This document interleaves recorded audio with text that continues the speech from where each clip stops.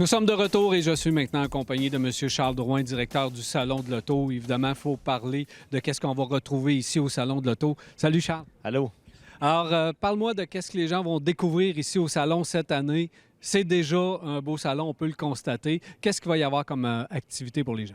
Premièrement, c'est 220 000 pieds carrés d'activités répartis dans 2 pavillons. Dans le centre de foire, l'ensemble des manufacturiers sont présents. Plusieurs primeurs provinciales, même primeurs canadiennes qu'on a fait ce matin avec Toyota, donc très, très fiers de ça. Également, la zone espace-course. Dans la zone espace-course, Alexandre Tagliani va être présent une bonne partie de la semaine. On invite les visiteurs à venir battre le temps d'Alexandre sur le simulateur. Également, la zone émergence pour venir inciter les jeunes à la course automobile.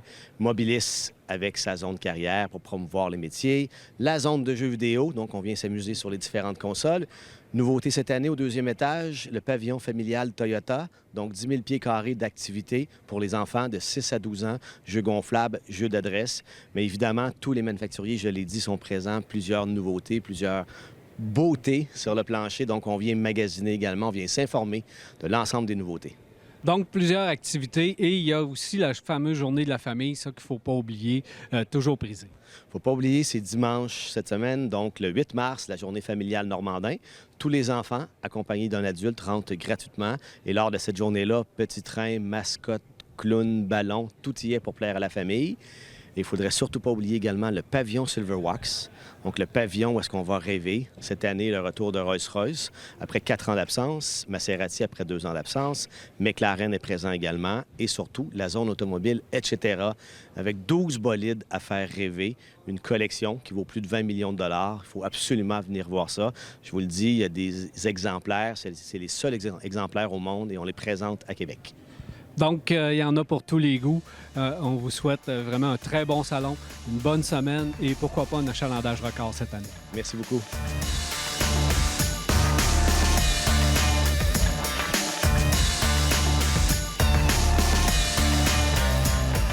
Lorsque vous allez passer ici du côté de chez Subaru, vous allez dire « il me semble qu'il n'y a pas de nouveauté ». Détrompez-vous, il y a quand même la nouvelle Outback qu'on vous avait présentée récemment. Et il y a le Crosstrek. Là, vous allez me dire « il est pareil ». Attention, c'est la version hybride branchable. Et là, il y avait quand même beaucoup de discussions au niveau de l'autonomie de ce véhicule-là. On parle de 27 km. Il y en a qui trouvaient que c'était pas beaucoup, que ça n'avait pas de sens. Bon, on s'entend. On a quand même placé une petite batterie à l'intérieur du véhicule, mais on désirait conserver la fameuse traction intégrale symétrique de Subaru. Donc, ça devenait difficile un peu de placer une très grosse batterie à l'intérieur de cette plateforme-là. Donc, on a décidé de conserver ça un petit peu plus petit. L'avantage qu'on va avoir, c'est la même traction intégrale efficace disponible tout le temps de Subaru. On va avoir une répartition approximative 60-40 sur celui-ci. Et du côté du moteur électrique, c'est tout simplement à l'intérieur de la CVT qu'il est. À la pression d'un bouton, on peut rouler purement électrique ou encore on peut conserver l'énergie de notre batterie qui, en passant, se recharge extrêmement rapidement. Lorsqu'on va se brancher sur le 200, on parle d'environ 2 heures pour celle-ci, voire même 5 heures sur le 100. C'est très, très rapide à cause justement de la dimension de la batterie. Donc, même traction intégrale, mais une efficacité augmentée. Pour ceux-là qui se disent « est-ce que 27 km, c'est assez pour moi? » Combien de kilomètres ça vous prend à vous rendre au travail? Si vous avez une vie qui est urbaine, des petits déplacements, vous allez être capable de rouler constamment en mode purement électrique. Parfois, on n'a pas besoin de faire beaucoup de kilomètres dans la majorité de nos déplacements. C'est sûr que si vous faites tout le temps de l'autoroute, ce ne sera peut-être pas le véhicule le plus adapté. N'oubliez pas que vous avez un incitatif du gouvernement de 6 500 $ pour ce véhicule-là. Ça devient intéressant. Vous allez être quand même capable d'amortir la petite dépense de plus quand même assez rapidement si vous roulez tout le temps électrique. C'est probablement mon envie de me prendre pour James Bond qui fait que j'aime tellement ce véhicule qui est à mes côtés, le Land Rover Defender. Vous aurez compris, si vous êtes un amateur de la marque, que c'est un retour pour le Defender qu'on avait abandonné depuis quelques années chez nous. Il revient en force. En fait, il va revenir, devrais-je dire, puisque le modèle qui est à mes côtés est un modèle européen. La version nord-américaine ne sera disponible que d'ici 1 mois environ. Quand même, on a sensiblement les mêmes caractéristiques, tant du point de vue mécanique que du point de vue esthétique, même si, évidemment, celui-ci n'est pas une version de base. En fait, au départ, ce que nous avons ici, c'est le 110, donc la version 4 portes. Il existera une version 90, un peu plus courte, qui définitivement devrait être moins populaire. Ce qui est assez particulier, c'est qu'on a voulu placer le Defender dans la famille des véhicules hors route extrêmement capable. Vous le voyez, en termes de dimension, il est imposant, il est capable de traverser de nombreux obstacles. Il est doté du tout nouveau rouage intégral de Land Rover qui permet de transférer jusqu'à 85 de la puissance aux roues avant ou arrière. Donc, ça lui permet de passer à peu près n'importe où. Il dispose d'une garde au sol surélevée, ce qui lui permet un passage à gué de 90 cm. Ce que ça veut dire, en fait, c'est qu'il peut traverser une flaque d'eau de près de 3 pieds de haut sans jamais en souffrir. Il dispose aussi, bien sûr, de la dernière génération du système Terrain Response, le fameux système qui permet de détecter directement quel type de terrain on roule et, à partir de là, d'agir en conséquence. Bien sûr, on peut y aller manuellement, mais il est aussi doté de compositions mécaniques qui lui permettent de le faire lui-même. Il y a toutes sortes d'autres éléments, bien sûr, caractéristiques de ce véhicule-là. On n'a pas négligé le confort. On arrive avec un système multimédia qui s'appelle maintenant le PV Pro, que l'on promet d'être plus ergonomique et plus intuitif que jamais. J'avoue ne pas avoir essayé encore la nouvelle version et on verra ce que ça va donner parce que l'ancien n'était pas toujours facile à utiliser. Du moins, là, on nous promet qu'il sera plus confortable, plus facile à utiliser. L'intérieur aussi est totalement spacieux, pensé pour les passagers. Et l'extérieur, comme on le voit, surtout dans cette déclinaison, assez unique. Pourquoi? Parce que celle-ci, c'est la version Explorateur. Alors, la version Explorateur, elle est dotée d'arches de roues vraiment plus larges. Elle est aussi dotée d'équipements, notamment des rails de toit qui sont uniques, une échelle à l'arrière. Et tout ça, c'est installé de série sur la version Explorateur. Bien sûr, vous aurez compris que vous n'êtes pas obligé d'avoir ce type de version-là. Sous le capot, un moteur, le P300 qui fait 300 chevaux ou le moteur plus puissant, le 6 cylindres en ligne qui fait 400 chevaux, le P400. Donc, on a évidemment le choix, encore une fois, de la motorisation. On a le choix des finitions SSE, HSE ou X, qui est vraiment le haut de gamme, et toutes sortes d'éléments technologiques embarqués qui viennent compléter toute la donne de ce Defender. Entre autres, le fameux capot transparent, c'est-à-dire qu'à l'aide de caméras habilement placées, on a l'impression que le capot est transparent et que l'on voit exactement où on s'en va, comme si on regardait au travers. Ça fait partie des éléments hors route de ce Defender.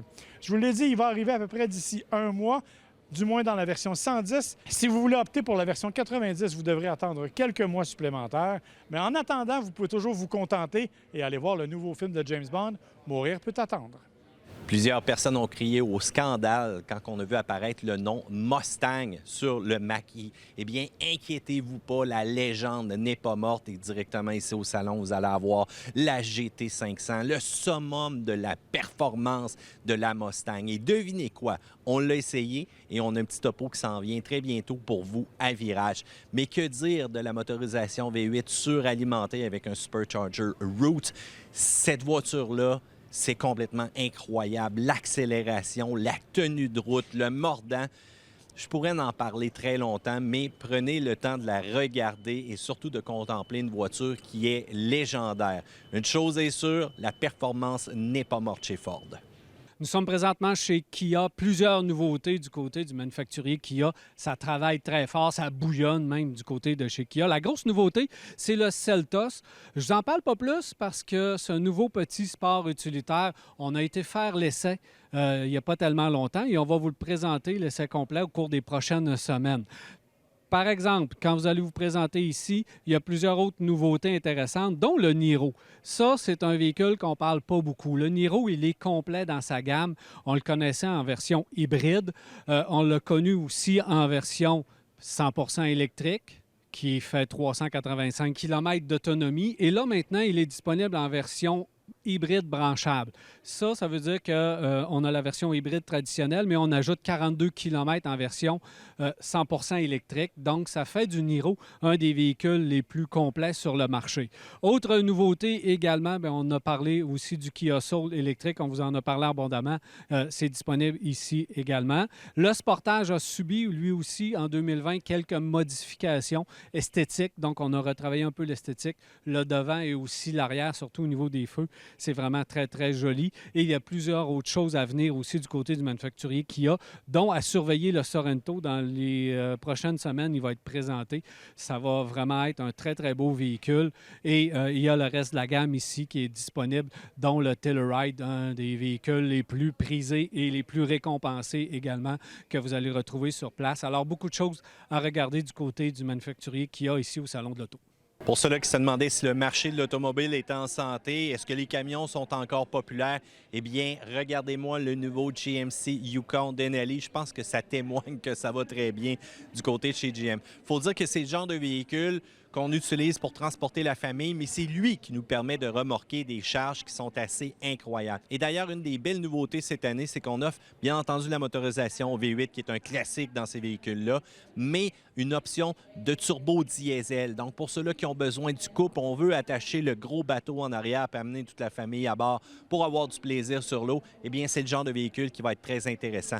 On a fait des belles innovations aussi technologiques, tant au niveau de la suspension, dépendant le groupe d'options que vous allez choisir, elle est ajustable. Et dès qu'on va passer en gamme basse, quand le terrain devient accidenté, celle-ci va se surélever et va offrir un confort optimal. Parce qu'on le sait, à basse vitesse, lorsqu'il y a une route avec plein de rochers, ça brasse parfois des gros véhicules comme ça, mais on va s'assurer d'avoir une stabilité qui va être très intéressante. Et lorsqu'on va rouler aussi en mode performance, c'est là que ça va devenir intéressant d'avoir une tenue de route qui va être améliorée. Les codes de consommation s'améliorent constamment, même si c'est un gros V8 qui est à l'intérieur. Les transmissions font un excellent travail. La désactivation des cylindres aussi. Un paquet de technologies très intéressantes. Et regardez-moi l'intérieur qui amène un niveau de luxe incroyable avec ce groupe d'options-là qui est Denali. Encore une fois, le confort, mais surtout l'espace qu'on a réussi encore une fois à augmenter. Système multimédia, connectivité, vous en voulez, il n'y a absolument rien qui manque à l'intérieur pour vous et la petite famille aussi. Du côté du kiosque de GM, vous allez retrouver aussi tout l'ensemble des camions. Vous allez voir les groupes AT4, c'est de plus en plus populaire. Les acheteurs les aiment, peut-être même aux dépens des groupes chromés Denali. C'est des groupes qui sont hors route, disponibles sur le Yukon, mais aussi sur les camions. On surélève le véhicule, on met des pneus plus agressifs, on a des teintes de noir. On aime ça, la personnalisation. Si jamais aussi vous voulez vous pratiquer sur une des belles technologies de GM, c'est la fameuse boîte Carbon Pro. Conception extrêmement robuste. Vous savez, ceux-là qui montent les motoneiges dans leur boîte de camion, ça laisse des traces, mais regardez-moi la solidité de cette boîte-là. On voit des traces de guerre sur celle-ci. D'après moi, vous allez être bon pour vous pratiquer. Essayez de faire quelques bosses. On l'a essayé, nous, de notre côté. C'est très impressionnant de voir la résistance, encore une fois, la technologie qui est même dans les boîtes de camion.